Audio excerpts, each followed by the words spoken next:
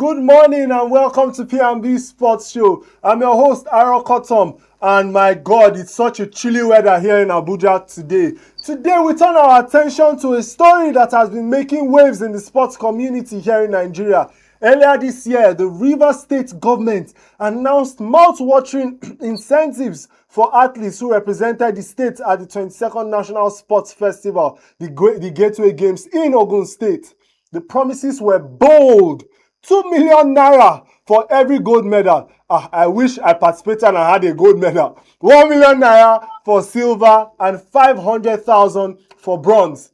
But now, months after the festival ended, reports are emerging that many athletes are yet to receive these rewards. To shed more light on the situation and to give us the perspective from the basketball court, we are joined by the captain, the big captain of the Rivers State basketball team, Coco Victor. He'll be sharing with us the team's experience, the expectation, and how this issue has affected the spirit of athletes who proudly wore the Rivers jersey at the games. Captain Coco, how are you doing? Yeah, I'm fine. Good morning. Good morning. How is the weather in Port Harcourt? I hope it's not as cold as the weather in Abuja. It's cold, but it's a little bit friendly because yesterday it was raining all through. But today it's a little bit friendly. At least one can go out. Okay. So it means that the weather has switched. The rain left Rivers State and came to Abuja today. No problem. We've accepted it in good faith. Well done. So take us back to the National Sports Festival, the Gateway Games. How did it feel participating for Rivers State and going all the way? Okay, for me, it has been awesome for me participating for Rivers State. All these years I've been going to this festival with Team Rivers, and it has been an awesome year for us. All this while. Not until when we have the show administrator, all athletes need motivation, and he gave us his words, and all athletes were motivated. Yes. But to be frank, we don't know how the whole story changed, but we are still believing that they will change back. But since the show administrator is no longer on seat, we don't know what becomes of our fate. Okay, but just take us back to the promises.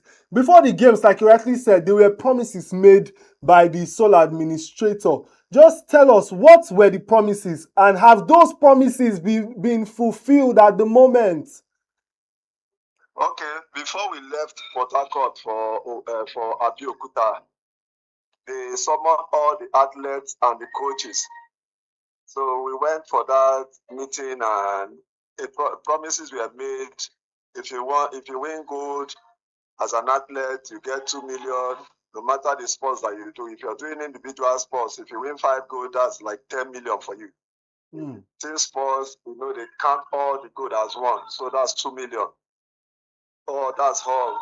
For silver, 1 million. For bronze, 500,000. That was the promises that was made, and these promises motivated the athlete in Ogun State, and most of them came out with different medals. I met a girl a couple of days ago. She came out, she won 2 gold and 1 bronze. I was like, that's like 4.5 million for you. That's which sport? But she hasn't gotten anything. The money were released. Yes, we started making payments after the sole administrator hosted us in government house. The day after, that was when they started making that payment. Well, as time goes, we start discovering that there's a lot of us that hasn't gotten that money. When we went to Sports Council office to make inquiries about why we haven't gotten, we find out that most of us that gave OP account, the money went in and bounced back. Some of us, it's wrong account details that they put for us. Our names are correct, but the account number is wrong. So we try to rectify that issue. They asked us to write a letter, which we have done. We wrote letters, put the list of people that have been affected. Then we submit the letter. They asked us to go and get bank statement, which we have also done. We have gotten a bank statement, and we submit the bank statement to them. But up to now, not to no avail. So a couple of weeks back, we met with the SSG of the state. And he said nobody briefed him with any issue like this. There and then he called the palm sec because there's no Wait, commission on but seat. Yes, sorry, he sorry to called cut palm you sec short. hospital. Sorry to cut you short. Is it that he was not aware of these promises, or he was not aware that you people have not been paid? He's aware of the promises, but he was not aware that some of us have not been paid. That was what he said. Because what happened, the coaches that went to this sports festival, they were not more included in the award to the matter, but up to now as we speak, nothing has been done. Yesterday I went to the sports council office. I was like asking, what's happening? We are not hearing anything. Nobody is saying anything. They said they are cross-checking. Cross-checking for how long? You have the statement of account of every athlete. If you have paid them, you will see it on the statement. But if you have not made payment and you're still saying you're not saying anything, everybody they keep asking me questions. Most athletes that know me keep asking me questions. And me, I don't have a reliable answer to give to them. So I'm still waiting to hear from these people. And as it is, when I later asked, they said since the SO administrator is leaving office, even the permanent the SSG is leaving too. So I don't know how we're gonna get this money. Okay, but the question I want to ask you: were you just the captain of the basketball team, or were you also the captain of like the whole Rivers contingent that participated in the Gateway Games? I'm just the captain of the basketball team. The captain of the whole Rivers contingent has received his reward, so he's not part of us. I don't even call him. He won't do anything because he has gotten his money. Okay. And I met him. I met him some days back, and I was like, "Guy, this is what we are facing." He said he has been hearing it as rumor, but to be frank, he can't do anything. I'm definitely going to face his own life because he's not involved. Okay. So we are the one working for our money, trying to see how we get our money from them. Okay, but how does this affect the spirit of athletes? Because I know that for athletes to leave their training and to be doing we not go gree at government house, how does it affect the athletes that have not been paid? Like a basketballer like yourself. Okay, now most of the time they always complain about courtism, people involving in court. Most of these young youths are trying to see how they'll get themselves off the streets. That was why they are engaging themselves into sports, trying to make a good life from it, not everything being court and the rest. So most of these athletes are very young and they are talented athletes. So growing up as an athlete that is that young and you start seeing things like this, I don't know what will become of them in the future, but I just pray that they don't change from this path that they are choosing because it's really affecting them a lot. When they saw us at government house, they saw them now. Some of them are like 14, 15 that won medal in festival. Such young athletes. Yes. And when you see people like that, you just need to encourage them. You just need to appreciate them because tomorrow you complain there's a lot of courses on the ground, people are joining instead of doing meaningful. That's why I give thumbs up to Simpubara. Simpubara will not do this to those athletes. Yeah, to be frank, he will not. Okay. All the time that I've been with him, they always say he really appreciates people engaging themselves into something that will bring glory to the state. That's why he don't joke with athletes. Okay. But right now, what is your message to the Rivers State government? What message do you have for them on behalf of your teammates and the Rivers State athletes that have not been paid? My message to them is that they will let them try and do things right for us. We are athletes. They should do things for us. This is where most of us end living from. To be frank, we have families. Despite the fact those kids are young, that won gold medal in sports festival, they have families too. They have parents, they have mothers, they have dad, they have siblings. At least if they go back home and they say, mommy, this is what I want, or this is what they give to me, you will see the joy in that family. Please, they should try and do more for us. I know it's really tough, but they should try. Government is for everybody, not for some specific people. It's for everybody. every Nigerian is a government, so they should try and do more for athletes. Okay. Please, that's my advice to them. And I know Governor Sim Fubara will never take us for granted. He's a good man, and he always appreciate athletes. He always want to do more for athletes. You can see it in him. He's a man of the people. I'm not saying the so administrator is bad. No, I'm not saying that. But what I'm saying is they should try as much as possible to just make things well for us. Okay. But what do you think? Because when athletes play for a state, they win medals and they are not being rewarded, or the promises are not being fulfilled. Sometimes we see athletes leaving one state. They are in one state in this sports festival. In the next sports festival, they are in another state. When you ask them what happened, they will tell you that the other state did not take care of me well. Do you think that athletes might end up doing the same thing to Rivers State if they are not being paid? Yes, 100%. Because as it is now, the Nigeria that we are in today, everybody wants money. Everybody wants something. Okay, let me do this thing. Since the logic of life is money is inside people's pocket, you have to render your service so that you get that money. That's the logic of life. So when giving your best to the state and you're making the state proud, it's left for the state to recognize you and appreciate your effort. And when you're not doing that, you don't think that same person will want to stay with you. Now the person is definitely going to look for where they will appreciate him more, and the person will just go there. This thing has been happening over the years. During the protest, there is a coach that brought some athlete that won the gold that he gave to the state. She gave to the state alone. It's 10 gold from her sports. 10 gold. And she was like, other states. Please, what sport? Sorry. Please, what sport is that, please?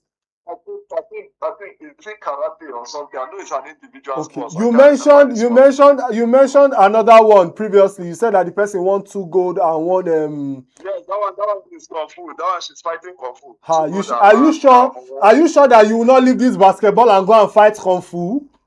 Yes, I love team sports. I love team game. Okay. Yeah. Thank you so much.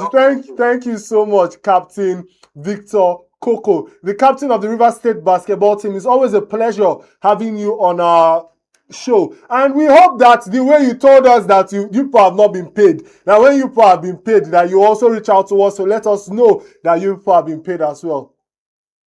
Yes, I will. Okay, thank you so much. And good luck in all your future endeavors. Thank you. And you too. Thank you. So right now we are going to be going on a short break. And when we come back, we're going to be discussing about Liverpool and Southampton. It seems that Liverpool won Southampton and gave them a strong punch in the Premier League. So grab your teacup because P&B Sports will be right back.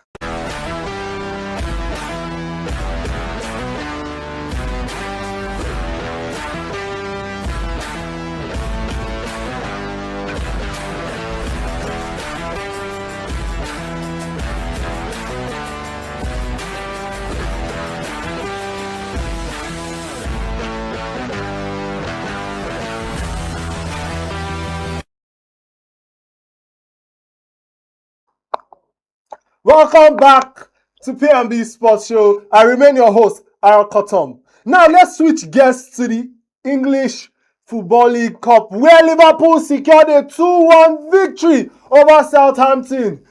Goals from Alexander Isak and Hugo Ekitike gave Liverpool the edge despite a late scare from Southampton Sam Charles. The match also had drama with Ekitike. Oh my Ekitike, sent off just moments after scoring the winning goal. To help us break this game down, I'm joined by sports analyst, our ever reliable sports analyst, Ero John from Edo State. Ero, it's great to have you on the show. How are you doing? I'm fine. Good morning, Tom. It's great to be here once again. Thank you. Okay. I have been asking, we had a guest earlier and I had to ask him about the weather because it's so chilly here in Abuja. So how is the weather in Edo State, or have you moved to UK? I'm staying in Edo State for now. Well, the weather is cool. As we speak, it's raining heavily. So the weather is quite cold, but we are managing. Okay, you are a married man now, so you don't have any problem with the weather. But let's dive straight. Let's dive straight into the topic of today. So Liverpool, Okay. Southampton. Liverpool won Southampton 2-1. What is your take on that match? Considering the fact that my Ekitike, like people, like sometimes when I talk about Ekitike, people don't understand the love I have for such a player. But he was sent off just moments after scoring the winning goal. So what is your take on that match and my Ekitike? Okay, well, for the match, I'll give kudos to Liverpool. Although I expected them to win, I was not expecting Southampton to defeat Liverpool. As a matter of fact, I was even surprised that Southampton was able to equalize. But I think that has been a problem for Liverpool this season. I think that should be a thing of worry for Arne Slot. They concede. The only good thing about them is that they score a lot of goals, and that's why they happen to always win. If you see their last 4-5 games, they have always won with a 1-goal deficit. It is either 3-2, 2-1, 1-0, 2-1, 3-2. It's always a 1-goal deficit. They are always conceding goals. And I think it should be something for Arne Slot to look into critically to know where that problem is coming from. But the game was a good game. Southampton came with a good fight. I loved their team spirit. Even when they were 1 goal down, they didn't give up the fight. They fought through, and then they eventually got the goal they wanted. It was so sad to see that they could not keep it up to the end of the game and probably take the game to penalties. Maybe they could have had something there. And for Hugo Ekitike, I would say that was very unprofessional. The reason is this. Even his first off, he did not start the game. He came off the bench. Even his first yellow card was a very unnecessary one. Was something that was largely avoidable. And then you, as a professional footballer, you are already on a yellow card. You score a winning goal in the 85th minute or thereabouts, and then you are taking off your shirt, knowing fully well that that is a yellow card offense in the game of football. It was very appalling. In the words of the coach and his Lord in his post-match interview, he called it stupid. He was frustrated. He said that's very stupid. According to him, he said he told Ekitike that if you have scored a goal in the Champions League final around this time, you dribbled 3 people to score, and you did this, I will understand. Not in a league and Carabao Cup match. And this is what you are doing. It says a lot. And it gives enough worry for the team because Alexander Isak is not 100% fit, as Arne Slot has always made us understand. You and I know how he did not play for some months, even in Newcastle. He was not even training. He went on strike. So he's still finding fitness. That's why you see that in the 3 games he has played for Liverpool, he's just getting some minutes so that he can get back himself. And they have a very tough tie against Crystal Palace this weekend, who are in form. Now Ekitike will miss the match because of a very stupid red card that he collected against Southampton. Now this gives Arne Slot some worry. Arne Slot at this point, we have no choice but to start an unfit Alexander Isak against a McGuire that is presently in the form of his life. They give problem for the team, and I believe that's why Arne Slot was frustrated. He says a lot about players' professionalism. When that thing happened, my mind flashed back to Inter Milan versus Rubin Kazan in 2009, when Jose Mourinho was the coach of Inter Milan, where he had Samuel Eto'o and Diego Milito out injured in the Champions League tie, and he had just a Mario Balotelli of 19-year-old to play as a striker. Balotelli got a yellow card in the first half, and Mourinho said in his post-match interview at that time that he spent 14 minutes out of the 15 minutes break time begging Balotelli to be in his best behavior or not get a red card. Guess what? In the 60th minute of the second half, Balotelli got a red card. And Inter did not win that match. He did not want to. It says a lot about players' professionalism. I really did not expect that from Ekitike. Being a player that is presently in form, he has found his feet in Liverpool, but that was very unnecessary. And like the coach said, that was stupid of him. Although he has apologized via his Instagram handle, but then your apologies does not change what has happened. Do you think that this is a punishable or penaltable crime, or will I call it a crime? You think that is a penaltable thing, like for the Carabao to say, oh, or for FIFA to come out, or for the English league to come out and say, oh, Ekitike, what you've done is wrong. Let's fine you for so amount. Or do you think that it's just going to end with a red card? Well, we have seen cases like this happen before. It's going to end in just a red card. The red card is already enough punishment, and him missing one game, because the rule is the rule. 2 yellow cards is equal to one match ban. Even a straight red card that is not of a violent conduct is a 1 match ban. So the rule is the rule. I don't think the English Premier League or the English FA will come out to say, oh, because it was a deliberate thing, you are going to get a 3 match ban. No. Or you are going to get a punishment or a fine. He has gotten a 1 match ban that he will be missing this weekend's game, and that's enough punishment. If anybody is to punish him further, I think that will come from the team, because I can bet you that if Jose Mourinho or Antonio Conte was to be the coach of Liverpool, or even Hansi Flick, I can bet you that Ekitike will not play the next 2 to 3 games just to put you in your corner. But and his shot doesn't come off as somebody who is such a very tough man. So I expect that as he has already let out his frustration, there won't be any further punishment for Ekitike. Also consider the fact that he's presently on form. So you as the coach or the team, you will not want to dim that form for him. Yeah. Noted. So we had early goals from Alexander Isak. And you rightly said that this guy is not fit. And Hugh and Ekitike is just misbehaving. So how that first goal from Alexander Isak, how crucial was it in that match? And moving forward, how crucial will Alexander Isak be to this team like he has always been? Okay. Well, that goal was very crucial because that was the first goal of the encounter. And the aim of playing any match is to win. So it was both crucial for Liverpool and it was crucial for Alexander Isak. That was his first goal for Liverpool. So the goal came timely. It came off well for him. I'm happy for him. And being Alexander Isak that I know, he just needs to find his feet. The moment he gets his fitness 100, I can bet you that he will be unstoppable. I've seen him play. I watched him from his days in the Spanish La Liga. So I know that he's a very formidable player. When he was signed at Newcastle, I told people at that time that this guy is a great guy. His only problem was having injury crisis. But then we saw what he did at Newcastle. Newcastle does not have the caliber of players that Liverpool has. And Liverpool has a pattern or play. A top line success at Liverpool, no matter how bad you are, you will get goals because they have a lot of creators in the team. So Alexander Isak is going to do so well. I think when Alexander Isak gets his form, when he's back to his feet, he will give Arne Slot problem between picking him and Ekitike, who is to start.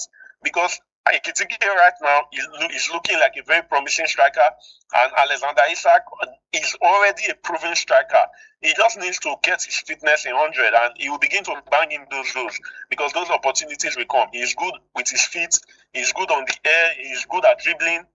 So he does a lot of things, and that will be a very great addition for Liverpool. They will, if Arne Slot gets to start him alongside Ekitike, I'm very sorry for any kind of defense or goalkeeper they are going to play against. It's going to be a problem. Okay. Yeah. Well, talking about being sorry about any goalkeeper, any defense that they are going to play, it's like towards the end of the match, we saw that their defense was caught sleeping when Sam Charles slipped in a goal. At any point, my brother, did you expect that they were going to concede a goal? Because it seems that now their new name is late conceding team. They like conceding goals late in matches. So do you think that this has been a trend for them? And at any point, do you also feel that, Liverpool could have lost that match with that goal from Sam Charles? Well, yes. Let me start with the last question. I think the moment something equalized, because there's this thing that a late equalizer does. You know, football is not just physical. Football is also psychological. So there's this thing that goes like that. They do. They give you momentum. They give you this agility and hope suddenly. When you see teams like that spring up from nowhere and just give an equalizer, you just see the next 5-10 minutes of the game, they want to score another goal. Their adrenaline is popping. Their momentum is up. So at some point, when Southampton equalized, I at some point I won't lie, I thought Southampton was going to come up with an upset or even drag the game to penalties, because as I've mentioned before, I was talking to an Arsenal fan recently, and we both came to an agreement that this Liverpool A strength Chelsea or fan pattern met is an not Arsenal sustainable. fan. Continue. It's not going to be sustainable. The reason is because you will not be lucky all the time that you get late winners against teams. You see them playing a match and they are scoring a late winner 90+8, 90+7. You will not be lucky all the time. You are getting away with it now. It's not sustainable. It's not something that an slot or the Liverpool player should be comfortable with, because they have this assurance that, oh, no matter what, they have a very good attack, they are going to score. They should work on their defense, the way they concede. If you see the goal that they conceded against Southampton, you know that there's a problem with that defense. I personally have never, some people will not like this, I have never been a big fan of Virgil van Dijk. Yes, I have never. And that's why I get angry when I see people comparing him to the likes of John Terry, the likes of Nemanja Vidic. You cannot do that. These guys are animals. Van Dijk, the way he plays, he always has, he's more of a sweeper defender. Van Dijk cannot mark you one-to-one. He cannot. I'll make both to say it anywhere. He's only good on the air and he knows how to play the sweeper. It is only the other centre-back that does the dirty jobs. And things like this are not really... But then he's the one you get to see because he's the sweeper. He's always the second man. He will never go for an attack. He will never make the move first. So these things are... Liverpool defense is shaky. I won't lie. The defense is shaky. Okay. If Liverpool gets to play a team that has a formidable attack like this, I'm very sorry they will not get away with it. Okay. Lovely. So you are saying if they get to play a team that has a formidable attack like Chelsea. I guess you want to banter my team. If they play teams like Real Madrid or Barcelona, don't Chelsea. Okay, so Chelsea is not in the picture. No, we don't have a formidable attack. We are managing ourselves. Okay. But looking forward in the EFL, what does this say about Liverpool's chances moving forward? They still have a great chance. There are still so many. I know there's nothing like a small team, but there are still many, let me call them so many underdogs. We still have a couple of championship and League One teams there. I think they've done the draws yesterday. I'm not going to check it to know who they are playing next. So they still have a chance. You know, when it comes to the Carabao Cup, it gets more interesting when they get to the last 8. That's when you now see the big teams that are now facing off against themselves. At this point, we always call this stage the elimination stage. You are still trying to remove the unnecessary teams in the competition. It just happened that Manchester United, they gave themselves up to Grimsby Town. These are matches that you can even use your academy players to play and you get a win. It is okay. We know. You are not just here to analyze, you are also here to banter. So Liverpool have a very strong chance. I will still see them as one of the favorites to win the Carabao Cup. Yes, one of the favorites. Okay. Thank you so much, Ero John, for your ever reliable analysis here on our sports show on P&B TV. Thank you so much. Thank you very much for having me. Many thanks. And God bless you. Okay, so we've come to the end of P&B Sports Show. The sports show where we talk about everything sports, where we dive into football, basketball, athletics. Think about it and we talk about it. Right now, we've come to the end and I remain your host, Arakotom. Have a blessed day and stay sporty.